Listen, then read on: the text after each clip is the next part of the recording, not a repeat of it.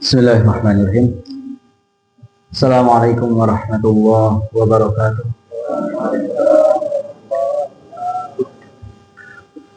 Innal hamdalillah nahmaduhu wa nasta'inuhu wa nasta'inu wa nastaghfiruh wa natubu ilaihi wa na'udzu bihi min shururi anfusina wa min sayyiati a'malina. Man yahdihillahu fala mudilla lahu wa man yudlil falan tajida lahu waliyyan mursyida.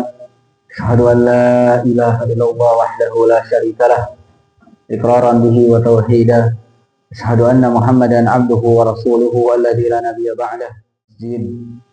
Abdurrahman bin Auf, insyaallah. A'azani Allah wa iyyakum ajmain. Alhamdulillahilladzi bi ni'matihi tatimmus shalihat. Kita memuji Allah Subhanahu wa taala tentunya atas limpahan nikmat yang begitu banyak yang Allah Subhanahu wa taala karuniakan kepada kita semua. Nikmat yang sangat besar hari ini kita rasakan, yakni nikmat diberikan taufik, diberikan kekuatan untuk sama-sama melaksanakan ibadah yang sangat agung di bulan yang sangat agung, di bulan suci Ramadan, di bulan yang diberkahi oleh Allah Subhanahu wa taala, yang mana tentunya bulan ini, bulan Ramadan, tidak ada satu hamba pun yang mampu untuk bisa masuk ke dalam bulan Ramadan kecuali ada taufik dari Allah Subhanahu wa taala. Dan juga tentunya tidak ada satu hamba pun yang masuk ke dalam bulan Ramadan diberikan nikmat untuk memanfaatkan bulan Ramadan dengan sebaik-baiknya kecuali ada taufik dari Allah Subhanahu wa taala. Alhamdulillah kita semua dalam keadaan beribadah semuanya ya Bu, dalam keadaan saum, ya ibadah yang sangat agung. Kemudian juga kita berada di bulan yang agung, dan ini semata-mata adalah nikmat dari Allah Subhanahu wa taala. Kita bisa menyaksikan mungkin ya di lingkungan kita, di sekitar kita. Jangan kita lihat yang jauh, di lingkungan kita sendiri kita bisa menyaksikan orang diberikan nikmat oleh Allah Subhanahu wa taala masuk ke dalam bulan Ramadan, akan tetapi tidak diberikan oleh Allah Subhanahu wa taala nikmat berikutnya. Itu nikmat apa? Nikmat untuk melaksanakan ibadah di bulan Ramadan. Nikmat untuk berpuasa, nikmat untuk qiyamul lail, salat tarawih. Alhamdulillah. Alhamdulillah kita semua diberikan nikmat itu oleh Allah Subhanahu wa taala. Tadi malam kita bisa salat malam, kemudian hari ini kita berpuasa, dan sebentar lagi kita akan berbuka. Ini hari perdana gitu. Berbuka perdana, hari perdana kita berpuasa, insya Allah ta'ala Allah berikan kita nikmat untuk berbuka nanti. Dan ini adalah sebuah kebahagiaan yang sebagaimana disampaikan oleh Rasulullah SAW, walisa ini farhatan. Orang yang saum itu memiliki dua kebahagiaan. Farhatun inda fitrihi, kebahagiaan ketika dia berbuka, kebahagiaan ketika Idul Fitri nanti. Wa farhatun inda liqa'i rabbih, dan kebahagiaan kelak ketika kita berjumpa dengan Rabbnya. Ya, ketika dia orang yang berpuasa berjumpa dengan Rabbnya. Ini dua kebahagiaan yang akan dirasakan oleh orang-orang yang saum. Orang yang saum, orang yang tidak saum, maka mungkin mereka mendapatkan ikut kebahagiaan yang pertama. Banyak Pak ya yang tidak saum tapi ikut euforia, hari ini jalanan macet Pak. Padahal mungkin sebagiannya agak saum. Kalau ibu-ibu mungkin ada uzur bagi dia. Tapi ini yang tidak memiliki uzur, ya, yang tidak memiliki uzur ikut euforia berbuka kan ya, wah bahagia, nyari buka. Padahal sudah bukber dari tadi. Buka berang-berang banyak. Bukber. Buka berang-berang. Sudah bukber dari tadi ya, tapi ikut euforia berbuka, ikut bahagia ketika berbuka. Ini bukti keistimewaan bulan Ramadan. Yang puasa, yang tidak puasa ikut bahagia ketika apa? Ketika berbuka. Ketika berbuka. Bedanya mungkin orang yang berpuasa dia bahagia tadi karena senang dengan beribadah. Kondisi situasi Ramadan sama dirasakan juga oleh orang yang tidak berpuasa. Tapi orang yang berpuasa tentunya akan lebih bahagia lagi. Kenapa? Karena dia melepaskan segala kelelahan, haus, dahaga, apa-apa yang dilarang ketika dia berbuka. Tentunya ini sangat melegakan dan sangat membahagiakan, dan ini tidak akan dirasakan kecuali oleh orang-orang yang saum. Kemudian juga nanti ketika Idul Fitri pun sama ya. Orang yang puasa, orang yang tidak puasa sama kan Pak ya, ikut euforia tuh. Ikut lebaran. Tapi nggak ikut Idul Fitri ya. Ikut lebaran. Ikut baju baru. Ikut segala rupa. Mereka ikut bahagia. Kita yang saum tentunya sangat bahagia ya, karena bisa melaksanakan ibadah-ibadah. Mereka bahagia karena perkara dunia. Tapi seorang mukmin, seorang yang saum, seorang melaksanakan ibadah di bulan Ramadan, benar-benar memanfaatkan bulan Ramadan, maka bahagianya itu bukan hanya sekedar bahagia dunia, tapi bahagia karena telah melaksanakan seluruh amal ibadah yang diperintahkan oleh Allah Subhanahu wa taala. Dan kelak ketika berjumpa dengan Rabb-nya, kita pun akan berbahagia. Allah sediakan satu pintu khusus untuk orang yang saum yang disebut dengan Ar-Rayyan. Ya, pintu khusus di surga nanti. Ya, nanti kita orang-orang yang saum itu masuk pintu khusus, namanya pintu Ar-Rayyan. Nah, semoga kita dianugerahkan oleh Allah Subhanahu wa taala pintu ini, masuk surga ke dalam pintu ini pintu Ar-Rayyan. Allahumma amin. Ya, ikhwatal Islam, azani Allah wa iyyakum ajmain. Ya, kita akan mengupas ataupun membacakan sedikit, meringkas sedikit ya salah satu tulisan yang ditulis oleh para ulama ya. Kita akan menukilkan beberapa tulisan yang ditulis oleh para ulama, dan ini sudah diterjemahkan ke dalam bahasa Indonesia. Ada mungkin ya Bapak-bapak jika ingin membeli, diberikan judul Kiat-kiat Menghidupkan Bulan Ramadan, dan ini ditulis oleh dua orang ulama besar, ya ini Syekh Abdullah As-Saleh dan juga Syekh Muhammad bin Saleh Al-Munajjid. Kita akan bacakan yang ditulis oleh Syekh Abdullah As-Saleh, yakni beberapa petunjuk ataupun beberapa amalan-amal soleh, beberapa amal-amal soleh di bulan Ramadan yang seyogyanya bagi kita untuk menjaganya. Jadi fokus konsentrasi kita adalah kepada amal soleh ini, selain ataupun setelah kita melaksanakan amal soleh yang wajib, ya sholat berjamaah dan seterusnya, amal soleh yang wajib. Maka beliau menyebutkan ada 9 amal soleh. Ya, ada 9 amal soleh yang seyogyanya bagi kita semua untuk menjaga ini ketika di bulan Ramadan, dan tidak boleh luput ya, tidak boleh sama sekali kita terlepas dari ini. Kenapa? Karena nanti kita akan sebutkan ada beberapa keutamaan yang disebutkan oleh Rasulullah SAW. Keutamaannya sangat besar ketika kita melaksanakan amal soleh ini, dan pahalanya ini tidak atau kalau dibandingkan kita melaksanakannya di luar bulan Ramadan, maka ini tidak sebesar yang kita lakukan di bulan Ramadan. Jadi amal soleh ini mendapatkan nilai yang besar di sisi Allah Subhanahu wa taala ketika dilaksanakan di bulan Ramadan. Sehingga bagi kita semua untuk berijtihad ya, berjuhud, bersungguh-sungguh untuk melakukan amal soleh ini. Ya, untuk melakukan amal soleh dan untuk menjaga amal soleh ini jangan sampai kita luput daripadanya. Kemudian setelah itu mungkin kita akan beranjak kalau memang ada waktunya nanti, dan mungkin ada Sabtu berikutnya.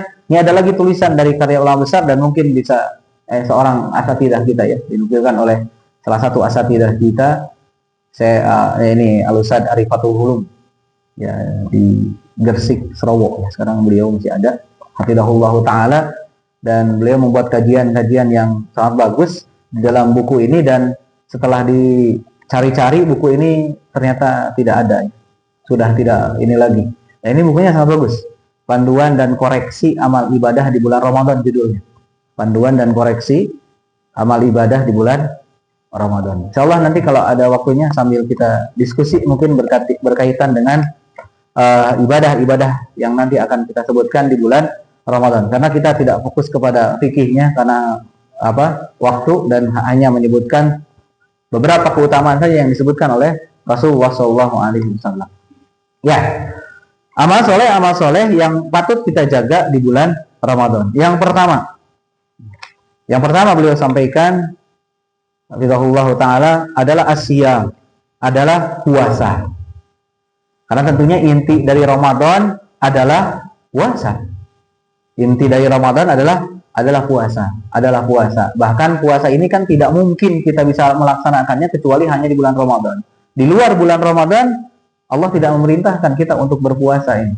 Puasa Ramadan. Dan puasa Ramadan ini adalah salah satu rukun Islam yang 5. Salah satu rukun Islam yang 5 yang sepakat para ulama hukumnya adalah fardu ain. Fardu ain itu artinya kewajiban yang tidak bisa diwakilkan kepada siapapun, dan barang siapa yang mengingkari kewajibannya maka dia kafir, keluar dari Islam. Ya, walaupun dia berpuasa. Orang ada rajin puasa, ketika ditanya, apa hukum puasa? Hukum puasa menurut saya tidak wajib. Nah, maka hati-hati nih. Orang ini dipertanyakan keimanannya. Ini salah satu penyebab dia keluar dari Islam karena tidak meyakini kewajiban puasa. Maka puasa di bulan Ramadan hukumnya adalah wajib, dan kewajiban ini adalah fardu ain bagi setiap orang dan tidak bisa diwakilkan oleh siapapun. Ya, kemudian juga beliau menyampaikan di sini salah satu hadis Nabi Shallallahu Alaihi Wasallam sebagai motivasi kita. Ya, motivasi kita ketika kita melaksanakan saum di bulan Ramadan, dan tadi sudah kita sampaikan ya salah satu hadisnya. Beliau sampaikan, kullu amal ibni adam lahu al-hasanatu bihasri amsalha ila sab'i mi'ati di'fin. Setiap amalan ibnu Adam itu bagi Allah Subhanahu wa taala, dan setiap kebaikan itu dibalas oleh Allah Subhanahu wa taala dengan 10 kali lipat sampai 700 kali lipat. Yaqulullahu ta'ala, kemudian Allah Subhanahu wa taala berfirman, illa siyam, kecuali saum. Kalau saum itu tidak seperti itu. Tidak menurut kaidah tadi. Tapi kata Allah Subhanahu wa taala, fa innahu li wa ana ajzi bihi. Karena saum itu adalah untukku dan aku yang akan memberikan pahala. Jadi pahala saum itu pahala yang tidak ada batasnya. Ya, pahala yang langsung diberikan oleh Allah Subhanahu wa taala. Kenapa? Allah sebutkan di sini, kenapa pahala saum ini langsung diberikan oleh Allah Subhanahu wa taala tanpa batas. Kenapa? Karena taraka sahwatahu wa ta'amahu wa syarabahu min ajli. Karena orang yang saum dia meninggalkan syahwatnya, meninggalkan makan, meninggalkan minum karena aku, kata Allah Subhanahu wa taala. Karena berarti kita hanya sekedar itu saja kan ya. Saum itu meninggalkan syahwat, meninggalkan makan, meninggalkan minum karena Allah Subhanahu wa taala. Kan itu saum. Ya, seperti itu. Tapi apa pahalanya? Sangat besar di sisi Allah Subhanahu wa taala. Dan Nabi mengatakan lis-shaimi farhatan. Bagi orang yang saum itu mendapatkan 2 kebahagiaan, farhatun inda fitrihi, kebahagiaan ketika berbuka, dan juga ketika Idul Fitri, wa farhatun inda liqa'i rabbih, dan juga kebahagiaan ketika berjumpa dengan Rabb-nya. Wala khulufu fami shaimi atyabu indallah min rihil mis, dan bau mulutnya orang yang saum di sisi Allah itu lebih wangi daripada minyak kasturi. Jadi ini bukan ungkapan ya, tapi ini hadis Nabi SAW. Ya, di sini sahih riwayat Imam Bukhari dan juga Imam Muslim. Jadi bau mulut orang yang berpuasa itu lebih wangi daripada minyak kasturi. Sini Pak, ada yang pernah nyium minyak kasturi? Kasturi yang asli, jangan kasturi yang yang 5.000-an, kasturi yang wangi, semerbak gitu ya. Ya. Minyak kasturi, minyak mis itu terbuatnya itu dari ini menjangan ya, yang itu hanya setahun sekali, busa ya. Dari apanya itu ya? Keluar pokoknya dari, bukan darahnya, dari apanya gitu. Keringatnya, kelenjar ya. Kelenjarnya. Itu langka dan sangat mahal. Berarti gimana Pak? Kalau kita sedang berpuasa, gitu ya. Ya, di rumah ada istrinya, nih minyak lebih wangi daripada minyak kasturi. Gitu ya. Di sisi Allah, ingat ya di sini, Allah Subhanahu wa taala, di sisi Allah ini lebih wangi daripada minyak kasturi. Kemudian hadis yang sering disampaikan juga ya hari ini, man shoma ramadhana imanan wa ihtisaban, ghufira lahu ma taqaddama min dzambi. Barang siapa yang saum di bulan Ramadan karena keimanan dan mengharap pahala dari Allah Subhanahu wa taala, maka Allah ampuni dosa-dosanya yang telah lalu. Ya. Kemudian beliau memberikan catatan. Setelah mungkin kita persiapan, karena sebelum masuk bulan Ramadan harusnya kita persiapan, prepare dengan sebaik-baiknya. Salah satu prepare yang harus kita lakukan adalah mempelajari hukum-hukum puasa, apa-apa saja yang dibolehkan bagi orang yang puasa, apa-apa saja yang bisa membatalkan puasa, amalan apa saja yang harus kita lakukan di bulan puasa. Ya, maka beliau menyampaikan bahwasanya seyogianya bagi setiap muslim bukan hanya menahan makan, kemudian minum ataupun syahwatnya saja, tapi juga harus berpuasa itu seluruh panca inderanya, seluruh anggota badannya ikut berpuasa.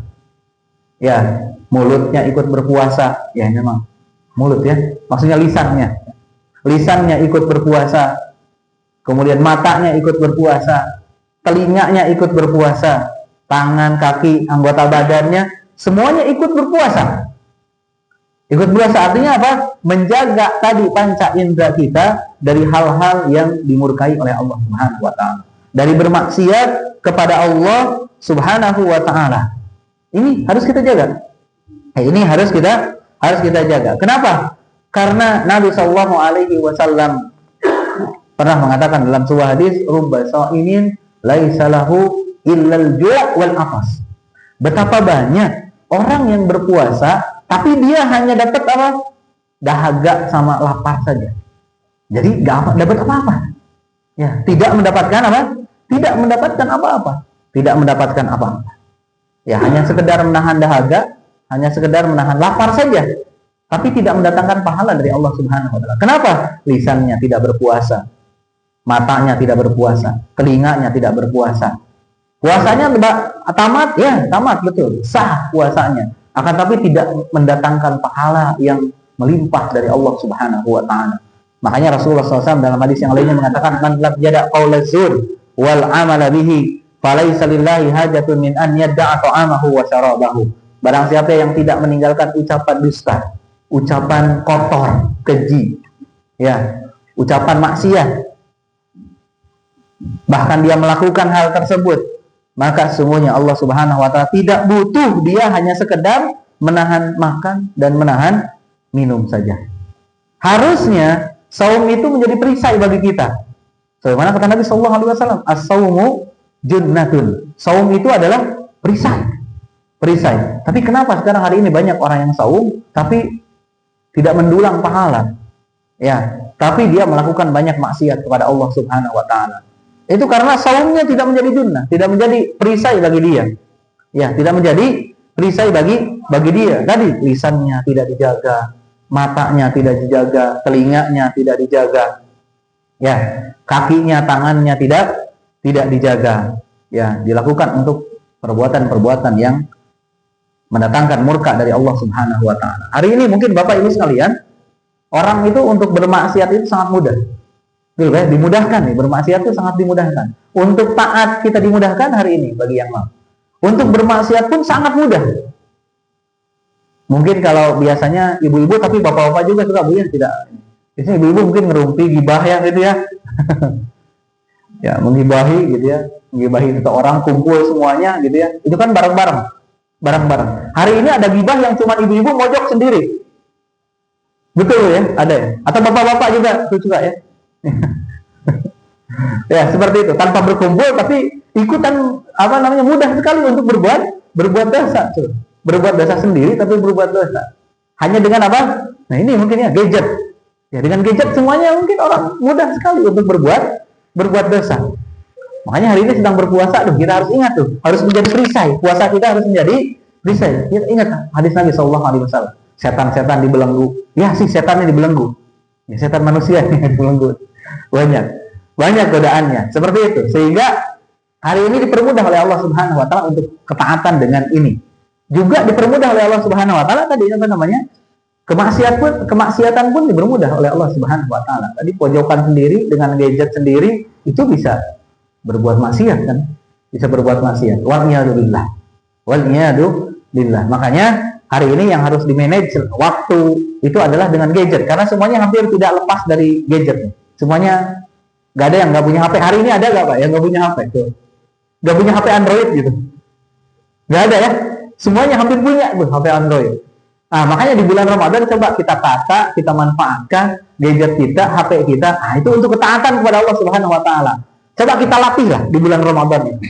Ya, tadi demi menjaga kualitas ibadah kita di bulan Ramadan. Ya, di bulan Ramadan.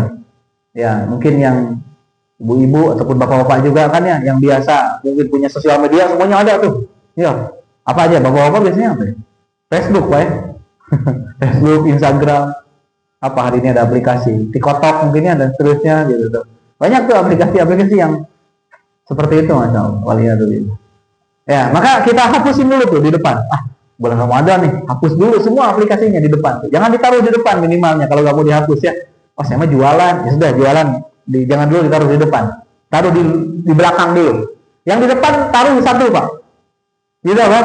Al-Quran. Aplikasi Quran ada kan ya semuanya. Jangan-jangan nggak ada nih di mushafnya. Di HP-nya nggak ada. Nggak ada aplikasi Quran. Oh, saya mau bawa mushaf kemana-mana gitu. Ya, tapi sepertinya orang tidak tidak selamanya bawa mushaf. Pasti ada lupanya. Tapi bawa HP mah lupa balik lagi, Pak ya. Lupa balik lagi, betul, Pak ya? Betul. Makanya kita ganti itu. Di depan kita ganti semua aplikasinya, kemudian sisakan satu aplikasi Al-Quran. Sehingga ketika kita sedang senggang kerja, mungkin ada yang bekerja di sini, berdagang. Waktu senggang kita buka HP, di depan cering langsung apa? Langsung mushaf. Langsung pas dibuka kan, langsung Al-Quran. Al-Quran. Tapi kalau masih di depan aplikasi yang tadi, itu saya gatal pengen diklik, Pak. Itu realitanya seperti itu kan ya? Karena itu seperti ini, gitu. Seperti apa? Nikotin gitu ya, aplikasi itu. Makanya ada risetnya katanya sosial media itu seperti nikotin apa gitu ya. Ada kayaknya pernah tuh ada yang riset-riset seperti itu. Jadi orang tuh pingin nggak tahu ngeklik lagi, dilihat lagi. Asalnya melihat jadwal kajian nih ya kan ya. Ada tuh Instagramnya mana ini? Abdurrahman bin Auf ngasih lihat kajian. Lihat kajian. Klik kajian. Jam 15:07 waktu asar ya. Berarti harus sholat asar tuh di sini. Ya diklik. Tapi kan akhirnya kembali ke berandanya, mungkinnya kemudian pas dilihat di berita nih ya. Yang hari ini pertama kali oplos gitu ya, gitu dan seterusnya. Beras nanti dan seterusnya. Seru nih baca. Ya, akhirnya waktu habis kan ya. Tahu-tahu sudah jam 15:07 ngaji baru tuh selesai. Dari duhur itu padahal ngecek. Itu realitanya seperti itu biasa. Kebiasaan kita gatel. Ya ibu-ibu mungkin ya aplikasi ini ya Bu, yang warna oranye, warna hijau gitu ya Bu ya. Biasa diklik. Maka kita hindari dulu di bulan Ramadan. Kita di belakang ya, ditaruh di belakang kalau tidak dihapus dulu. Ya, di depan kita siapkan Al-Qur'an. Ya, ini kenapa? Karena tadi supaya kita tidak termasuk ke dalam orang-orang yang rugi tadi, hanya sekedar menahan dahaga saja, hanya menahan syahwatnya saja, ya, menahan lapar saja, ya. Tidak berisi, puasanya tidak berisi, kosong, hanya capek saja, ya. Kemudian ini ibadah yang pertama dan insya Allah berkaitan dengan ini nanti kita akan sebutkan dalam buku berikutnya ya, berkaitan dengan ibadah puasa ini dan juga ibadah yang kedua nanti kita akan sebutkan. Ibadah yang kedua ataupun amal soleh yang kedua yang selayaknya kita jaga di bulan Ramadan adalah qiyamul lail, salat tarawih. Ya, salat tarawih. Ya, salat tarawih, salat malam. Kalau bahasa kitanya itu bahasa orang Tanjung Sari, peperiheun gitu ya. Peperiheun Pak ya. Nih, itu orang Sunda. Oh bukan ya? Kalau peperiheun tanya tuh yang di belakang tuh ya nanti. Gak apa terjemahannya? Ini gak ada terjemahannya di dalam bahasa Indonesia. Peperiheun di luar bulan Ramadan gitu ya. Kita tuh mungkin ada yang sama sekali nggak pernah mungkin ya qiyamul lail. Ada mungkin saja. Jadi peperiheun di bulan-bulan Ramadan kita sulit untuk salat malam. Ya, maka di bulan Ramadan ini harus benar-benar kita maksimalkan. Kenapa harus benar-benar dimaksimalkan? Karena peperiheun tadi di luar bulan Ramadan susah kita melaksanakan salat malam. Sama seperti saum tadi. Mungkin Bapak Ibu sekalian yang sibuk dan sebagainya, jarang kita ingin sengaja ingin puasa Senin Kamis, ingin puasa Daud, ataupun mungkin nanti ada puasa-puasa sunnah yang memang jarang ya, puasa Asyura, puasa Arafah. Kan itu yang jarang ya. Makanya itu harus benar-benar dijaga tuh puasa-puasa sunnah yang itu. Ya, yang rutin mungkin Senin Kemis. Kan jarang juga kita ingin sengaja untuk puasa Senin Kemis, ya. Ya, dengan momen-momen yang tanpa kita inginkan. Contohnya nemenin istri mungkinnya. Ada kan yang puasa nemenin istri. Kepaksa nih puasa Senin Kemis nih. Nemenin istri ngodok kan ya. Gitu. Paling gitu ya momennya. Seperti itu. Maka di bulan Ramadan itu harus benar-benar dijaga puasa kita. Sebulan itu diusahakan full, penuh. Harus penuh. Kita harus bertekad penuh pokoknya 30 hari. Karena kita tidak ada haid, tidak ada nifas kan ya. Ya juga harus berazam kita harus sehat walafiat. Jaga kesehatan kita. Nah, begitupun sholat malam. Begitupun sholat malam, di luar bulan Ramadan mungkin kita sulit. Sebagian kita mungkin sulit untuk bangun. Ya, sama sekali. Mungkin sebagian kita lagi ada yang sama sekali tidak melaksanakannya. Tidak melaksanakannya. Kecuali hanya di Ramadan saja nih momennya. Karena momennya pas nih. Kalau di luar bulan Ramadan, itu mungkin kita sendiri kan Pak Ibu. Harus bangun sendiri kan. Ketika alarm nyala, memang alarmnya jam 2. Aduh, jam 2. Berat, tunuh keneh paruman kan ya, atau dipending 5 menit, 10 menit, akhirnya subuh kan ya, seperti itu kan akhirnya subuh, seperti itu kan ya. Maka di bulan Ramadan ini kan momennya pas itu, momennya pas bagaimana? Dilaksanakan di awal malam ya. Kalau di luar bulan Ramadan kan afdal kita dilaksanakannya apa? Sepertiga malam terakhir, dan itu waktu yang sulit kita untuk bangun, lagi nyenyak-nyenyaknya. Nah, kalau di Ramadan Allah berikan kemudahan, ini afdalnya dilaksanakan kapan? Di awal malam. Dilaksanakannya di awal malam, kemudian pahalanya pun besar. Ya, pahalanya besar.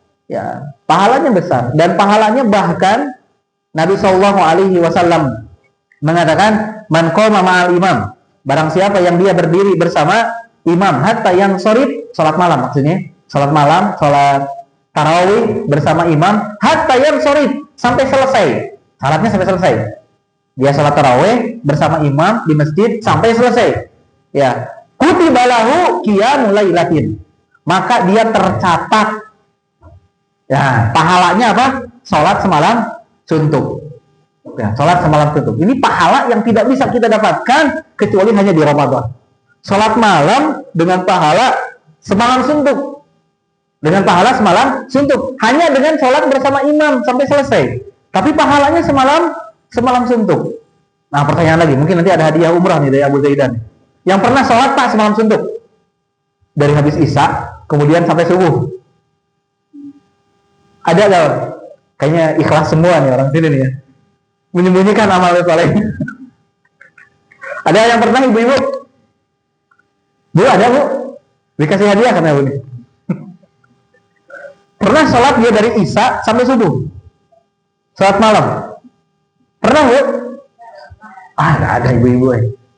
Kalau ibu-ibu gak pernah, berarti bapak-bapak gimana? Apalagi bapak-bapak udah pusing gitu. Kapan lagi kan ya? Coba, kita hanya dengan sholat bersama imam ya. Bersama imam, di sini tadi malam berapa menit? 30 menit? Ada 40 menit? Atau 1 jam sholat tarawih di sini? 5 menit? 45 menit, Masya Allah. Standar 45 menit ya. Lumayan 45 menit. 45 menit coba. Cuma melaksanakan sholat 45 menit, tapi apa? Pahalanya semalam suntuk. Dan itu mungkin kita riset ya, gak pernah ada orang yang melakukan itu. Ya nanti kita tanya-tanya ada ya. Bahkan mungkin kalau orang merutinkan sholat seperti itu pun itu sesuatu yang tidak diperbolehkan. Ya, tapi kita dapat pahala itu. Sesuatu yang dilarang oleh Nabi, sesuatu yang tidak diperbolehkan oleh Nabi, merutinkan hal tersebut, tapi itu menjadi pahala yang besar. Jadi apa bandingan pahala yang besar ketika kita sholat bersama imam. Karena suatu ketika Nabi Shallallahu Alaihi Wasallam ada 3 sahabat Nabi. Ada 3 sahabat Nabi datang kepada ibunda Aisyah, bertanya bagaimana ibadah Nabi Shallallahu Alaihi Wasallam. Orang yang pertama datang kepada kepada Aisyah, wahai Ummul Mukminin, bagaimana sholat malam Nabi Shallallahu Alaihi Wasallam? Maka kata Aisyah, beliau itu kakinya sampai bengkak-bengkak. Sampai kakinya bengkak-bengkak. Ya, sholatnya. Berarti kalau kakinya bengkak-bengkak, saking lamanya berdiri. Dan pernah ya, Abdullah bin Mas'ud, ya Abdullah bin Abbas, dia sholat bersama Nabi SAW. Rakaat pertama baca apa? Al-Baqarah. Wah, ini rukun Baqarah. Enggak, ternyata apa? Ali Imran. Pernah Pak? Siapa yang pernah baca Al-Baqarah? Sudah tamat mungkin hari ini kira Al-Baqarah. Berapa jam coba? Al-Baqarah. Ali Imran, ini kayaknya rukun Ali Imran. Ternyata enggak. Tambah satu lagi itu apa? Anisa. Al-Baqarah, Ali Imran, Anisa. Selesai. Salahnya satu rakaat. Gimana itu? Berarti betul yang disebutkan oleh Ummul Mukminin Aisyah. Bahwasanya Nabi SAW sampai bengkak-bengkak kakinya. Makanya orang ini akhirnya dia berazam. Kalau gitu, aku akan sholat semalaman, tidak akan tidur-tidur. Aku akan tidak akan tidur. Setiap malam tidak akan tidur, akan sholat terus. Tapi disanggah akhirnya di akhir oleh Nabi SAW. Aku tidur dan aku juga sholat. Faman raghiba an sunnati falaysa minni. Barang siapa yang membenci sunnahku, maka bukan dari umatku. Bukan dari umatku. Berarti gak boleh juga kita berlebihan. Nah, tapi ini dijadikan pahala. Makanya ketika kita tidak mampu sholat semalam suntuk tadi ya, seperti itu, sholatnya semalam suntuk. Gak bisa kita. Gak bisa melakukan itu. Nah, minimalnya kita tadi sholat bersama imam dan mendapatkan pahala itu. Dan itu hanya bisa dilakukan kapan? Di bulan Ramadan. Ya, di bulan Ramadan. Sholat tarawih. Sholat tarawih itu sangat mudah. Ya, sangat mudah bagi orang yang dimudahkan Allah Subhanahu Wa Taala. Yang pertama dilakukannya di awal malam. Yang kedua dilakukannya berjamaah. Wah, semangat nih. Melihat di sana sudah sepuh kan ya. Wah, masih kuat berdiri. Masa saya gak kuat berdiri lagi. Ya, 1 juz ya Pak tadi malam.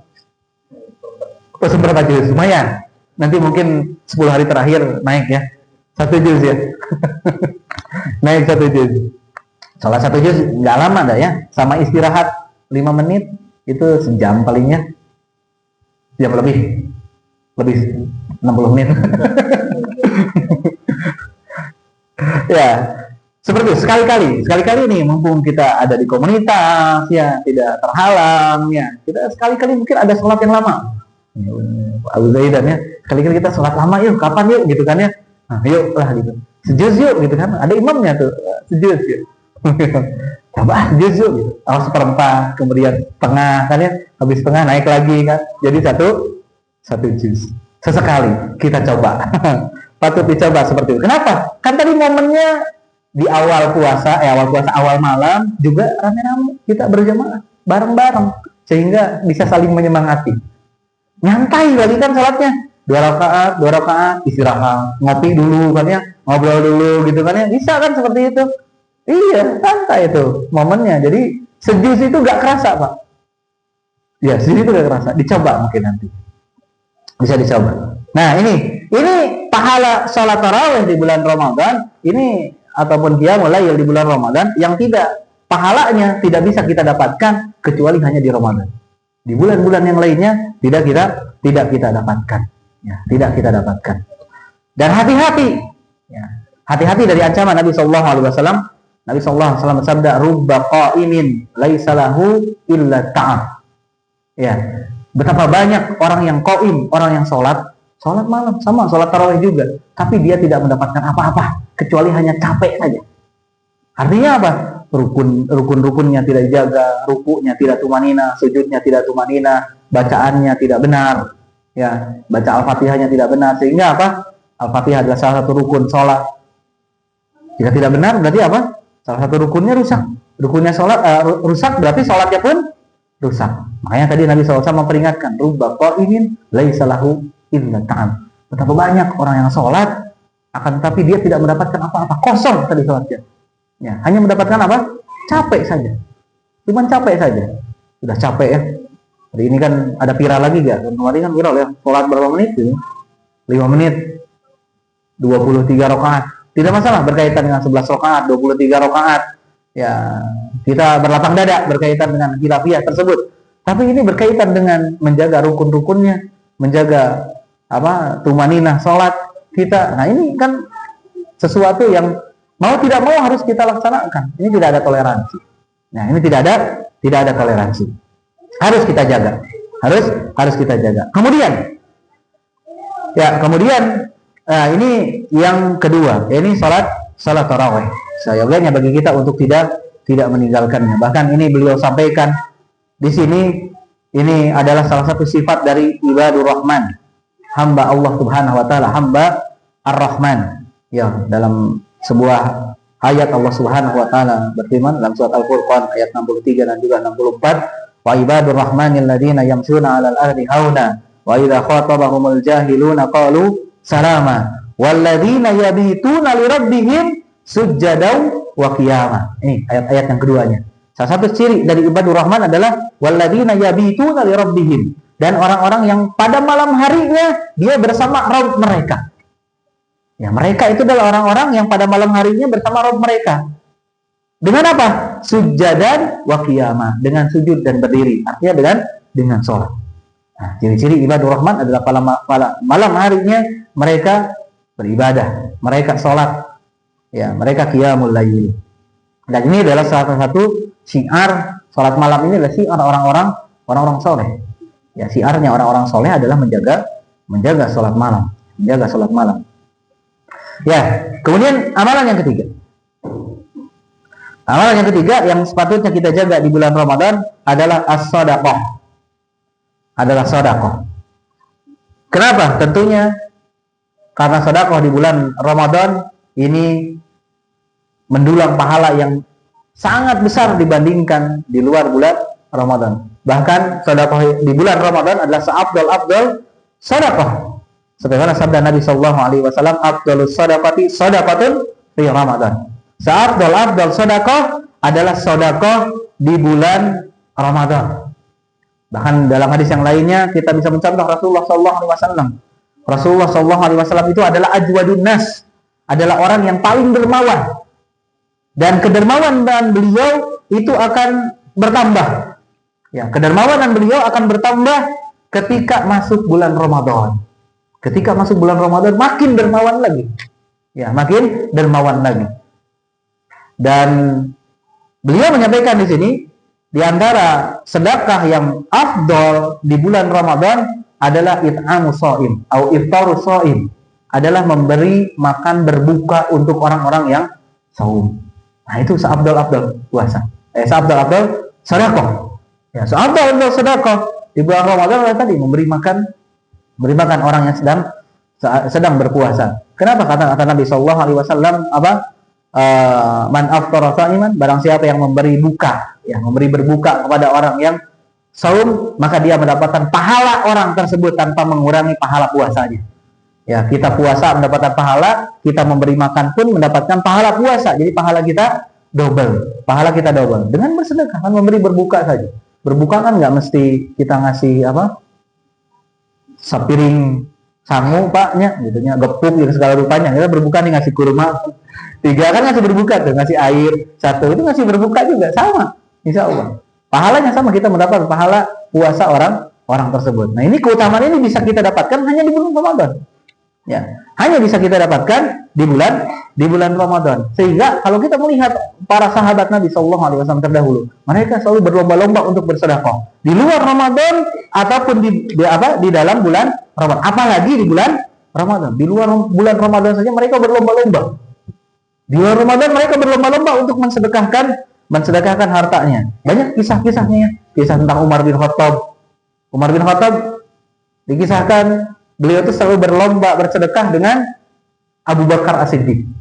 Dengan Abu Bakar As-Siddiq. Ya, dikisahkan suatu ketika Abu Bakar atau Umar bin Khattab ini, besok aku akan mengalahkan Abu Bakar. Ya, besok aku akan mengalahkan Abu Bakar. Maka besok pun Nabi SAW mengatakan, ya, siapa yang ingin ayo bersedekah. Ya, Nabi mengajak para sahabatnya untuk bersedekah. Ya, memerintahkan para sahabat untuk bersedekah. Maka Umar pun bertekad, hari ini aku bisa mengalahkan Abu Bakar. Kenapa? Karena hari ini aku membawa setengah dari hartaku. Nah, ketika beliau membawa setengah dari hartaku pada Nabi sallallahu alaihi wasallam, wahai Umar, apa yang kau tinggalkan untuk keluargamu? Setengahnya lagi. Ya, kemudian datang Abu Bakar, dia mensedekahkan apa? Seluruh hartanya ternyata.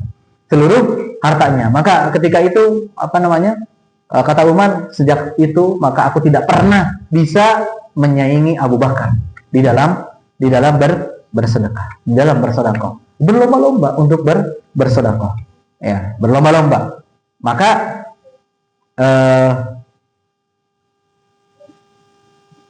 ini iri yang diperbolehkan, atau lebih tepatnya adalah ghibthah mungkin ya istilahnya. Ketika kita melihat orang lain bersedekah dengan sedekah yang besar, kemudian kita iri gitu ya. Bukan iri ya, jadi kalau iri mah terlalu ini ya. Ghibthah kalau istilah ininya, ya istilah bahasa Arabnya adalah ghibthah. Jadi ghibthah itu melihat orang lain beramal soleh, kita tuh iri, ingin, kayak gitu. Orang lain umroh, saya juga pengen umroh. Orang lain sedekah 1 M, coba saya juga mau dong 1 M gitu ya. Mau pingin gitu, pingin 1 M. Kalau saya punya harta, saya ingin sedekah seperti itu. Nah itu namanya ghibthah. Ya itu namanya ghibthah. Dan itu iri yang mamduh, iri yang terpuji. Ya ibu-ibu jadi iri seperti itu, terpuji ya.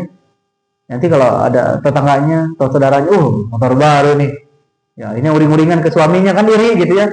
Ya harusnya kan gitu bro, harusnya sekarang ke suaminya bilang gini, si bapak tadi itu ya, si bapak Fulan, Abu Fulan, sedekahnya 50 juta pak, kita 70 juta pak ya. Ayo gas, gitu. Ya sekarang harus gitu.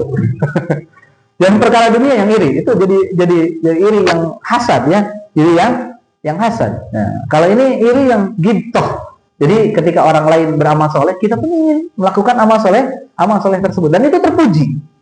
Itu terpuji. Istilahnya adalah ghibthah. Harusnya seperti itu. Kayak tadi seperti Umar, saya harus mengalahkan Abu Bakar. Kalau kita kan, itu sudah NMAX, saya XMAX, gitu. Wah itu Grand Max. Kalau gitu saya apa lagi nih? Apa di atas Grand Max itu? Dan seterusnya ya. Itu apa namanya? Harusnya dalam perkara akhirat berlomba-lomba. Sebagaimana apa? Sebagaimana para sahabat Nabi SAW. Dan yang memiliki banyak harta di zaman Nabi SAW. Ini diantaranya ini mungkin ya, doa juga. Mungkin masjidnya adalah Masjid Abdurrahman bin Auf. Termasuk sahabat yang sukses di dunia dan juga di akhirat. Dari perkara dunia sukses. Abdurrahman bin Auf termasuk orang yang kaya dari kalangan para sahabat Nabi SAW. Dan termasuk orang yang dijamin masuk surga. Kaya tapi dijamin masuk surga. Berarti ini cita-cita yang besar nih, yang memberi nama di sini ya. Ya, kita nih bisa menjadi saudagar kaya semuanya kan ya, tapi masuk surga. Jadi hartanya memasukkan dia ke dalam surga. Harus seperti itu. Seperti siapa? Abdurrahman bin Auf. Ini cita-cita. Jadi penghuni Masjid Abdurrahman bin Auf ini mudah-mudahan seperti Abdurrahman bin Auf. Allahumma amin. Ya. Dan diceritakan ada satu kisah yang sangat bagus nih. Ya. Itu kisah yang sangat bagus ketika para sahabat dahulu itu mereka sumpek ataupun apa ya, merasa sempit, merasa berat ya. Berat karena apa? Karena memikul hartanya. Ini harta saya terlalu banyak gitu kan ya. Sempat gitu gak Pak? Ada yang berpikir gitu? Ini sahabat dulu sempat berpikir gitu, suka berpikir gitu. Ini harta saya kebanyakan, berat kayaknya. Gitu. Pernah Bapak Ibu sekalian ada yang curhat mungkin ibunya ke bapaknya atau ke ibunya, Bu, harta kita kebanyakan. Pernah Bu seperti itu? Atau selalu curhat kurang nih? Curhat kurangnya. Insyaallah. Ya, dikisahkan. Ini dari Talha bin Yahya bin Talha ibni Ubaidillah. Talha bin Ubaidillah seorang sahabat Nabi ya. Sahabat Nabi yang dijamin masuk surga ya. Talha bin Ubaidillah. Talha bin Ubaidillah ini dia punya anak namanya Yahya, punya cucu namanya Talha. Jadi yang bercerita ini adalah cucunya namanya Talha. Jadi dia menceritakan Talha. Talha ini itu adalah kakeknya. Pusing Bu, Pak? Jadi yang bercerita di sini adalah Talha, cucunya Talha bin Ubaidillah. Ya, Talha bin Ubaidillah punya cucu namanya Talha. Kalau orang Arab tuh kayak gitu, bikin nama tuh. Jadi nggak aneh-aneh gitu. Kalau di kita kan sama kayaknya orang Sunda dulu kan gitu, Ujang bin Asep bin Adang lagi, bin Asep lagi kan gitu ya, biasanya gitu. Nah orang Arab juga sama, Muhammad bin Ahmad bin Muhammad lagi, bin Ahmad lagi, bin Muhammad lagi tuh ke bawah. Ya biasanya seperti itu, gak aneh-aneh bikin nama tuh. Ya gak aneh-aneh bikin nama tuh. Nah seperti itu, simpel. Nah sama seperti Talha, mungkin Yahya ini kan anaknya Talha. Dia berpikir begini, oh kakeknya Talha, sahabat Nabi ini, anak saya kasih nama Talha. Kan gitu bangga ya. Bangga, ini nama kakeknya nih, ini nama kakek kamu nih Talha nih gitu. Nah Talha bin Yahya dia menceritakan kakeknya, yakni Talha bin Ubaidillah. Dia berkata bahwasanya neneknya itu berarti istrinya Talha bin Ubaidillah, namanya adalah Su'da binti Auf Al-Muriyah ya. Su'da binti Auf beliau adalah istrinya Talha bin Ubaidillah. Pada suatu hari kata Su'da, Tolha cucunya itu datang kepada dia. Tolha cucunya, bukan Tolha ininya ya, bukan Tolha suaminya. Tolha cucunya datang kepada dia. Kemudian menceritakan kepada si cucunya ini, wahai cucuku, dulu kakekmu pernah datang kepadaku, kemudian dengan muka yang kusut, sumpah gitu, suntuk gitu ya, lemes. Ya, kemudian ditanya, biasanya gimana nih Bu? Kalau suami-suami ibu-ibu bagi muka kusut seperti itu, kira-kira curhatnya apa Bu? Kita akan bandingkan nih dengan sahabat itu kalau biasanya curhatnya apa Bu? Jualannya kurang dapat kan ya gitu kan ya. Tadi begini, tadi begitu, mengeluh dengan perkara ini. Nah, Tolha bin Ubaidillah menceritakan, kata Su'da, neneknya Tolha, dia menceritakan bahwasanya Tolha dalam muka yang kusut. Kemudian ditanya, apa yang terjadi kepadamu wahai Tolha, gitu. Tolha kakek, suamiku. Maka ditanya oleh dia, sesungguhnya aku sangat berterima kasih. Berterima kasih karena Allah telah menganugerahkan kepadaku seorang istri seperti engkau. Ya, seorang istri seperti engkau. Ya, maka dia mengatakan engkau adalah sebaik-baik istri seorang muslim. Maka dipuji balik oleh siapa? Oleh Tolha, oleh Su'da. Sungguhnya engkau adalah sebaik-baik suami seorang muslimah.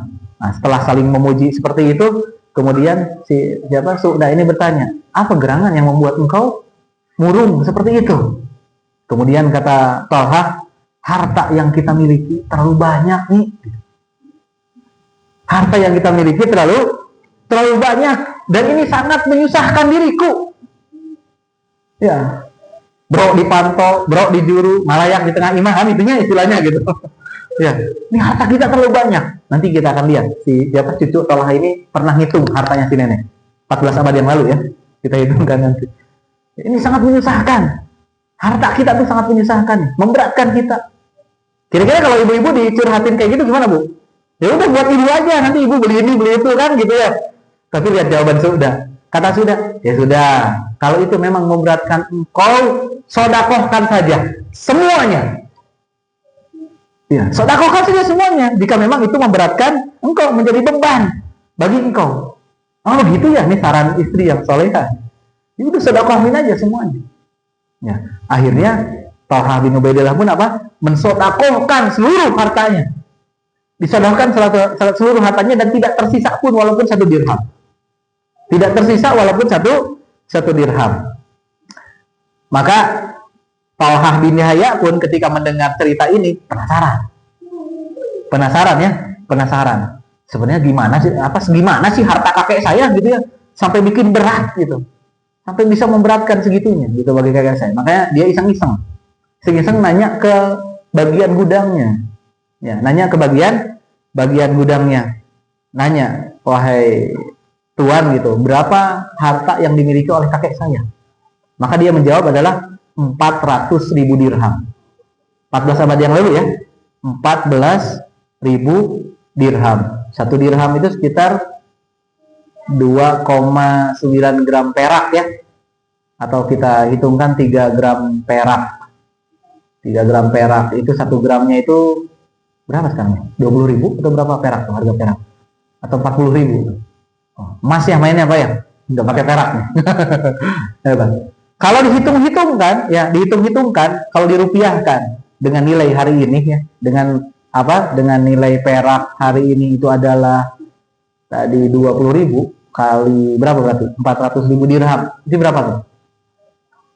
3 kali ya, kemarin saya sudah hitung, sekitar 24 M ya. 20 sekian M. Itu tuh 14 yang abad yang lalu.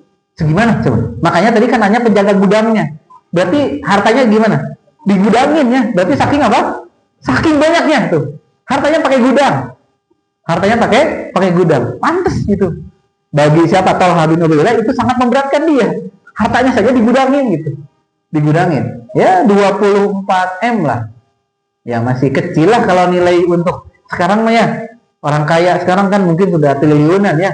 Tapi itu 14 abad yang lalu. 14 abad yang lalu segitu tuh. Ya segimana hartanya gitu kan ya. Insyaallah disedekahkan semuanya. Disedekahkan semuanya. Ini bukti kedermawanan para sahabat Nabi SAW. Dan mereka tidak ragu-ragu untuk bersedekah. Yang patut kita contoh ya. Patut kita contoh. Ya, ini ibadah yang ketiga. Sampai jam berapa kita ya? Sampai azan, Pak. Ya, yang ketiga. Ibadah yang ketiga yang seyogianya bagi kita untuk menjaganya di bulan Ramadan. Yang ketiga, yang keempat ya. Ibadah yang keempat. Ibadah yang keempat adalah qiraatul Qur'an. Adalah membaca Al-Qur'an. Tilawatul Qur'an. Ya. Di bulan Ramadan ini adalah bulan yang memang bulan diturunkannya Al-Qur'an. Makanya salah satu nama dari bulan Ramadan adalah Syahrul Qur'an. Adalah bulannya Al-Qur'an. Syahrul Ramadan alladzi unzila fihil Qur'an. Bulan Ramadan yang di sana itu Allah menurunkan Al-Qur'an. Ya, Allah menurunkan Al-Qur'an. Bulan Ramadan dimuliakan. Kenapa? Karena Allah menurunkan Al-Qur'an. Inna anzalnahu fi lailatul qadar. Sungguhnya kami menurunkan Al-Qur'an itu pada malam Lailatul Qadar. Dan Lailatul Qadar itu adanya pada bulan Ramadan. Ya, maka bagi kita ini peperihan lagi ya. Di luar bulan Ramadan ya, kita mungkin jarang buka Al-Qur'an ataupun tidak menghatamkannya ya. Tidak pernah hatam mungkinnya ketika bulan Ramadan. Ya Pak ya, jarang kan ya. Kita baca Quran ya mungkin sehayunya saja kita baca, oh ini saya mau hatam nih sebulan. Tapi hancanya ya udah gitu-gitu aja gitu, segitu-gitu aja. Dibuka lagi mungkin nanti pekan berikutnya terus sampai tidak tamat-tamat. Nah, peperihan sekali lagi. Coba di bulan Ramadan kita berusaha untuk apa? Menamatkannya, menghatamkannya. Rasulullah SAW menghatamkan Al-Quran di bulan Ramadan bersama Jibril. Ya, bersama Jibril. Beliau dimurajaah oleh Jibril bacaan Al-Quran ya selama bulan Ramadan. Ya, selama bulan Ramadan. Sehingga semenjak itu menjadi amaliyah para salaf, para terdahulu kita, ya, orang-orang terdahulu kita, mereka senantiasa menghatamkan Al-Quran. Mereka memanfaatkan Ramadan ini dengan Al-Quran. Ya, Ramadan syahrul Quran. Karena Ramadan adalah bulannya Al-Quran. Bahkan beberapa ulama mereka meliburkan majelis ilmu ketika di bulan Ramadan, meliburkan majelis hadis. Imam Malik, Imam Sufyan Ats-Tsauri, mereka punya majelis hadis. Ya, banyak. Jamaahnya banyak. Ya, mendengarkan hadis dari beliau. Kemudian mereka tutup. Kenapa? Ditanya. Kami ingin fokus dengan Al-Quran. Sehingga banyak sekali riwayat dari mereka. Mereka menghatamkan sehari satu Quran. Pernah Pak? Ada yang pernah satu hari Quran? Hadiah lagi umrah berarti nanti. Satu hari satu Quran. Bahkan diriwayatkan pernah ada kan ya, siapa? Imam Syafi'i diriwayatkan ya. Betul nih riwayat ini. Dua kali Al-Quran. Gimana bacanya? Kita sudah balelo kan ya bacanya, harus tamat lagi satu hari. Gimana tuh? Ya, bacanya dua kali. Dan itu bagi orang yang mungkin diberikan taufik oleh Allah Subhanahu wa taala mudah. Ya, mudah. Dan saya pernah menyaksikan ya. Ada orang yang store. Ini kalau ini store hafalan Al-Qur'an. 3 hari satu Quran. 3 hari. Dia bagus ya, seorang santri. Ya, hafalannya sangat bagus. Itu selesai 3 hari. 3 hari. Jadi hari ini dia store sepertiga Al-Qur'an.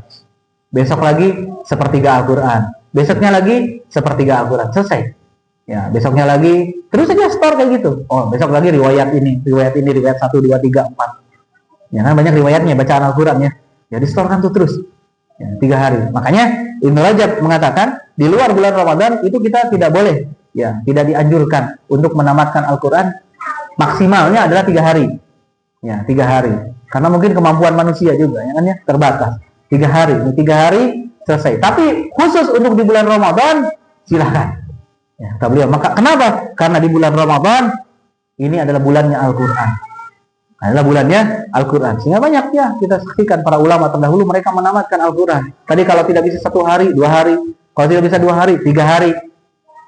Masih berat juga kan Pak 3 hari ya? 1 minggu. 1 minggu masih berat. 2 minggu. 2 minggu berat. 3 minggu. 3 minggu berat. 1 bulan. 1 bulan mah ini harga mati berarti ya. Harga mati harus selesai. Dan untuk 1 bulan selesai Al-Quran ini mudah ini ya, mudah, insya Allah mudah dan tidak terlalu merepotkan sepertinya dan tidak mengganggu pekerjaan kita.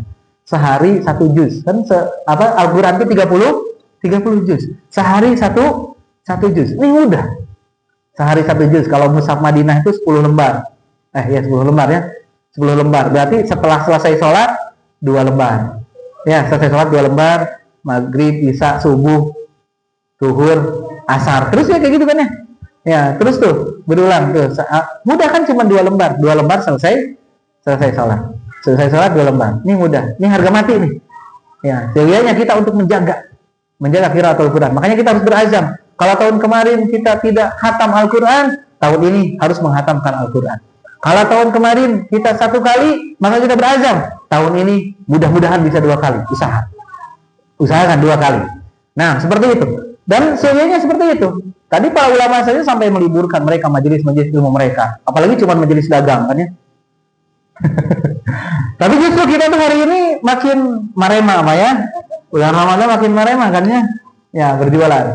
Salah? Tidak ada salahnya. Silahkan. Ya, silahkan berjualan. Silahkan memanfaatkan Ramadan mencari rezeki. Tapi kita harus memiliki tekad yang kuat. Ya, berazam yang kuat untuk menyelesaikan Al-Quran. Qiraatul Quran. Karena ini adalah sunnahnya para salaf terdahulu. Mereka senantiasa menghatamkan Al-Quran di bulan Ramadan. Bahkan diceritakan sampai beberapa kali mereka menghatamkan Al-Quran. Ini yang keempat. Ya, yang kelima.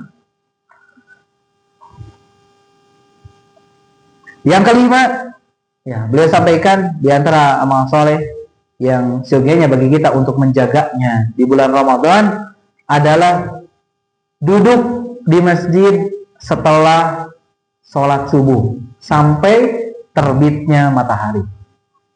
Ya, ini salah satu amal soleh yang langka juga mungkinnya kita melakukannya. Kita selesai sholat subuh, kemudian duduk di masjid, kita berzikir, ada zikir pagi, ya zikir subuh, ya zikir apa? Ya zikir di pagi hari. Kemudian juga bisa qiraatul Quran hari ini, momennya Ramadan, sambil menunggu nanti terbitnya matahari. Sebutan dalam sebuah hadis sahih riwayat Imam Muslim bahwasanya Rasulullah SAW apabila beliau selesai menunaikan salat subuh, maka beliau tidak beranjak dari tempat duduknya sampai terbitnya matahari. Beliau masih ada di tempat duduknya sampai terbitnya matahari. Nah, ini amal soleh yang langka bagi kita. Ya, amal soleh yang langka bagi kita. Hari ini mungkin subuh itu kita jam berapa? 4:30 ya. Terbit matahari paling jam 5:30 atau jam 6 kurang. Jam 6 kurang kan ya? Tidak mengganggu kan ya? Kan berangkat kerja jam berapa? Pas kan ya jam segitu tuh langsung berangkat. Dia sudah mandi dari subuh ya. Sudah mandi, sudah bawa tas ke sini, mungkin ke masjid ya. Kemudian berangkat dari sini. Kan gak sarapan dulu kan ya? Gak sarapan dulu tuh. Jadi udah pas tuh. Bisa berangkat dari masjid. Salat berjamaah subuh, kemudian duduk. Ini amal soleh yang langka sekali kita lakukan. Berdiam diri di masjid, kemudian makmurkan masjid. Ya, memakmurkan apa? Masjid. Subuh ramai di sini? Ramai ya? Alhamdulillah tuh, masya Allah. Ya. Salat tarawih? Ramai, tanggal 1 ya? Ya. Tapi mudah-mudahan istiqomah sampai tanggal 30 ya. Nah, seperti itu. Ya, duduk di masjid. Bahkan disebutkan dalam riwayat yang lainnya, ya bukan hanya sekedar duduk menunggu sampai terbit matahari, kemudian setelah terbit mataharinya kita laksanakan sholat syuruk yang kita sebut, ataupun juga ulama mengistilahkan dengan sholat duha yang diawalkan. Sholat 2 rakaat. Sholat 2 rakaat, dan ini pahalanya sangat besar. Kata Nabi SAW, man sholal fajr fi jama'atin. Barang siapa yang sholat subuh berjamaah di masjid, summa qa'ada, kemudian dia duduk menetap, yadhkurullah, berzikir kepada Allah, bisa membaca Al-Quran, dia berzikir, bukan gibah Pak ya. Hatta tatlu as-syamsu, sampai terbitnya matahari. Ya, sampai terbit matahari. Summa shalla raka'ataini, kemudian sholat 2 rakaat. Ya, ini yang kita sering dengar dengan istilah sholat syuruk. Ya, kemudian sholat 2 rakaat. Ya, kanat lahu ka'ajri hajjatin au umratin. Itu pahalanya setara dengan pahala haji dan umrah. Berarti saya gak usah haji nih. Sholat syuruk aja tiap hari itu, haji tiap hari. Ya, tetap tidak ya. Ya, pahala haji dan umroh, pahalanya saja. Ya, berarti hari ini Bapak Ibu sekalian yang belum diberikan rezeki oleh Allah Subhanahu wa taala untuk berangkat haji, untuk berangkat umroh, ada kesempatan ini untuk mendulang pahala. Ya, untuk mendulang pahala haji ataupun pahala umroh. Bahkan Nabi tadi mengatakan tamatan 3 kali. Tamatan. Artinya sempurna pahalanya. Sampai 3 kali. Ya, seperti pahala haji gitu. Ya, sempurna. Walau pahala haji yang sempurna, nah ini loh pahala orang yang tadi diam diri di masjid setelah sholat subuh, kemudian sholat 2 rakaat salat suruh. Pahalanya pahala haji ataupun pahala umroh. Pahala haji dan juga pahala umroh. Ini keutamaan yang sangat besar, apalagi dilaksanakan di bulan Ramadan. Maka seyogianya kita untuk menjaga ini. Yang kelima. Kemudian yang keenam. Ya, yang keenam di antara ibadah yang seyogianya bagi kita untuk menjaganya di bulan Ramadan ini, dan bahkan ini tidak ada di bulan yang lainnya. Kalau tadi mungkin yang kelima ini bisa kita laksanakan di luar bulan Ramadan. Tapi yang keenam ini ya sama seperti yang pertama, ya, yakni i'tikaf. I'tikaf terkhusus 10 hari terakhir di bulan Ramadan. Ini i'tikaf yang khusus. I'tikaf 10 hari terakhir di bulan Ramadan. Ya, disebutkan dalam sebuah riwayat Nabi Shallallahu Alaihi Wasallam, riwayat Imam Bukhari. Ya, beliau terbiasa beriktikaf di 10 hari terakhir di bulan Ramadan. 10 hari terakhir di bulan Ramadan itu adalah kebiasaan beliau. Kalau kita 10 hari terakhir iktikafnya di mana? Ibu-ibu di mana, Bu? Oh, di masjid, alhamdulillah ya. Ya, di mall ya, di pasar. Oh, makin ramai itu iktikafnya hari ini. Ya, Masya Allah. Maka Nabi itu justru di 10 hari terakhir itu finalnya. Beliau khusyuk di masjid beriktikaf. Beliau beriktikaf. Bahkan tadi dalam riwayat Imam Bukhari disebutkan pada akhir-akhir hayat beliau beriktikaf itu selama 20 hari. Saking ingin fokusnya. Ingin fokus apa? Ingin fokus kepada Allah Subhanahu wa taala di bulan Ramadan. Beliau iktikaf di 20 hari. Berarti 10 hari pertama tidak iktikaf ya, bolak-balik mungkin di rumah ya bersama keluarganya. Nah, ketika tanggal 10, tanggal 11 beliau sudah masuk masjid kemudian beriktikaf. Ya, beriktikaf. Ya, bagi kita mungkin minimalnya ya 10 hari terakhir nih, yang minimal saja kita ambil. Ya, 10 hari terakhir kita usahakan kita beriktikaf. Nah, ini juga minimal.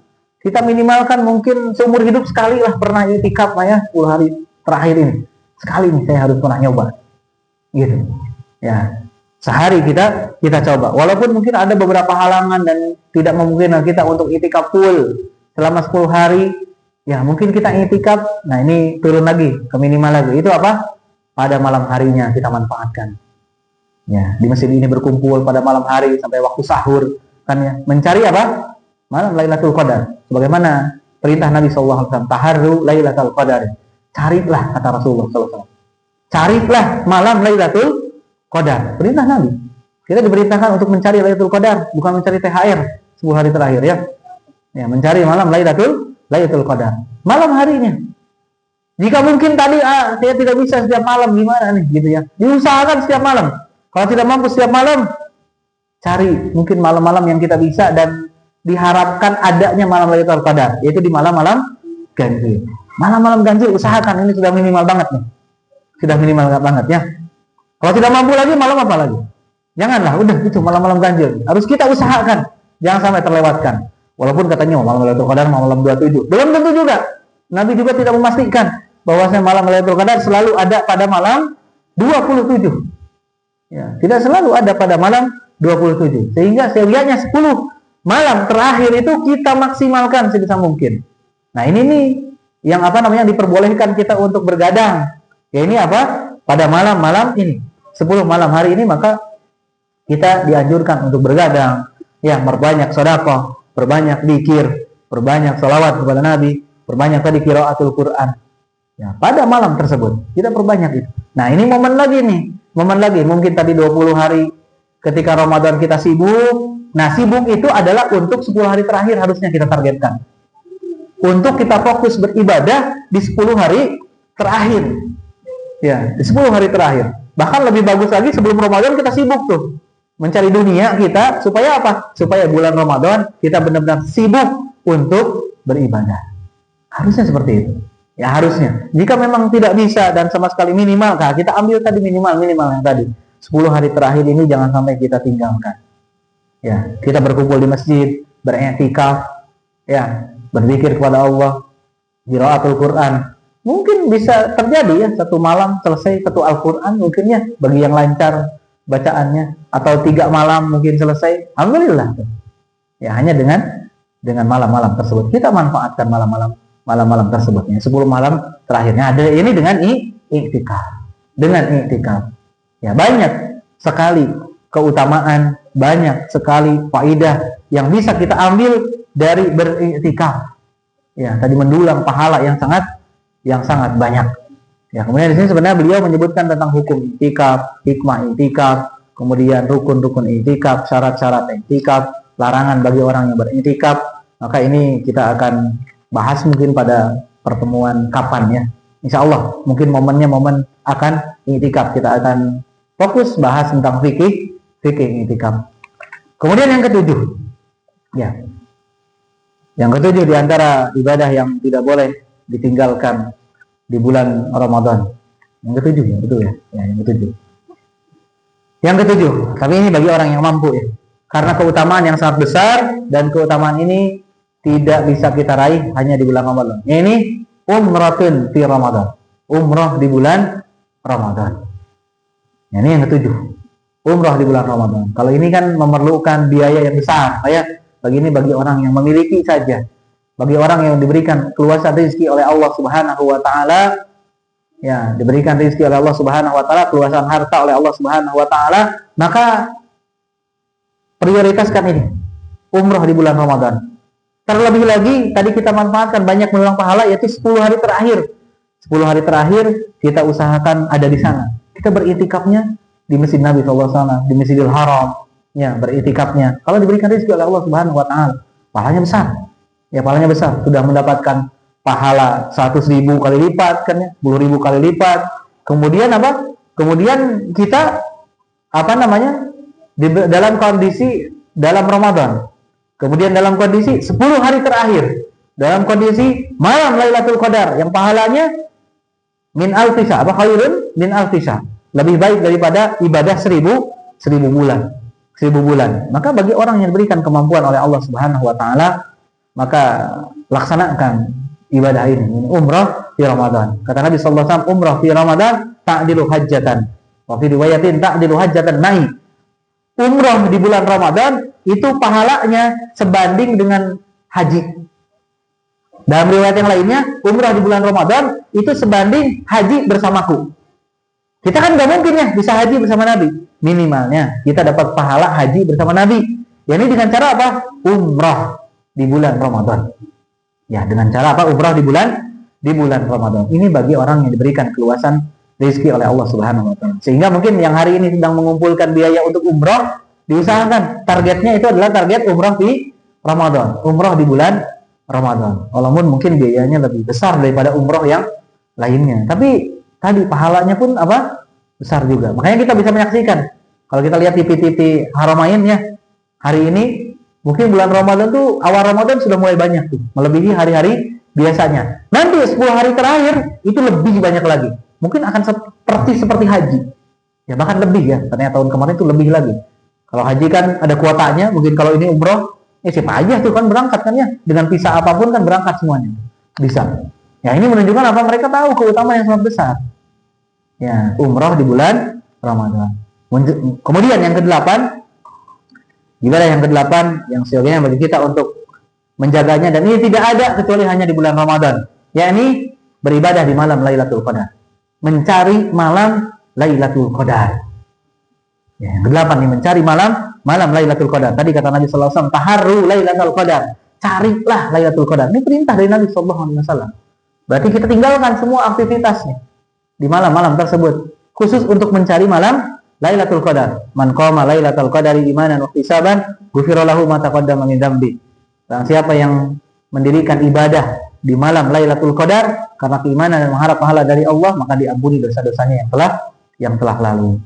Ya, dan banyak hadis yang lainnya yang beliau sampaikan di sini, dan semuanya pahalanya adalah diampuni dosa-dosa kita yang telah lalu. Dosa kita sangat banyak. Sehingga mungkin ini salah satu celah kita untuk bisa terhapuskannya dosa-dosa kita adalah dengan memanfaatkan malam Lailatul Qadar. Memanfaatkan malam Lailatul Qadar dengan beribadah kepada Allah Subhanahu wa taala. Kemudian ada doa khusus ya yang diajarkan oleh Nabi sallallahu alaihi wasallam ketika Ibunda Aisyah bertanya kepada Rasulullah sallallahu alaihi wasallam, beliau mengatakan, "Wahai Rasulullah, apa yang harus aku baca ketika aku yakin malam ini adalah malam Lailatul Qadar?" Maka Rasulullah sallallahu alaihi wasallam bersabda, "Allahumma innaka afuwun tuhibbul afwa fa'fu anni." Ini salah satu bacaan di malam Lailatul Qadar. Perbanyak kita baca doa ini. Ya Allah, sungguhnya Engkau Maha Pengampun dan mencintai ampunan, maka ampunilah aku. Maafkanlah aku. Ya, ini amalan yang ke-8 yang seyogianya kita jaga. Ya, mencari malam Lailatul Qadar, mencari Lailatul Qadar di 10 hari terakhir. Kemudian yang ke-9 beliau sampaikan, nah, yang ke-9 adalah memperbanyak zikir, doa dan istighfar. Terkhusus pada waktu-waktu yang memang mustajab doa. Ya, kita kan di Ramadan ini banyak mungkin waktu luas. Yang kerja juga tidak selamanya kerja, yang berdagang juga tidak selamanya melayani konsumen, ya kan ya? Ya, ada waktu luangnya, ada waktu-waktu yang bisa kita manfaatkan. Ya, kita manfaatkan untuk apa? Untuk berzikir, manfaatkan untuk apa? Beristighfar. Dan ada waktu-waktu di Ramadan ini yang memang dianjurkan untuk memperbanyak doa. Di antaranya saat berbuka, ini menjelang berbuka. Memperbanyak apa? Memperbanyak doa. Dan ada doa tertentu yang diajarkan oleh Nabi sallallahu alaihi wasallam ketika kita akan berbuka. Dan waktu berbuka ini adalah waktu yang mustajab karena Nabi sallallahu alaihi wasallam. Salah satu doa, salah satu waktu yang kita harus memperbanyak doa karena waktu tersebut adalah waktu yang mustajab. Waktu yang mustajab. Kemudian juga ketika sahur. Ya, ketika sahur tadi perbanyak doa, perbanyak istighfar. Itu pun waktu yang mustajab karena masih sepertiga malam terakhir kan ya. Masih sepertiga malam terakhir. Ya, masih sepertiga malam terakhir dan kapan lagi ya kita bisa bangun di sepertiga malam terakhir selama 30 hari dan kita manfaatkan dengan berdoa, tuh minta di sana. Kita perbanyak minta di sana. Perbanyak istighfar, perbanyak berdoa, memohon kepada Allah Subhanahu wa taala. Terkhusus kita memohon setiap waktu-waktu tersebut adalah untuk diterimanya amal ibadah kita. Ya, kita memohon supaya diterima amal ibadah kita.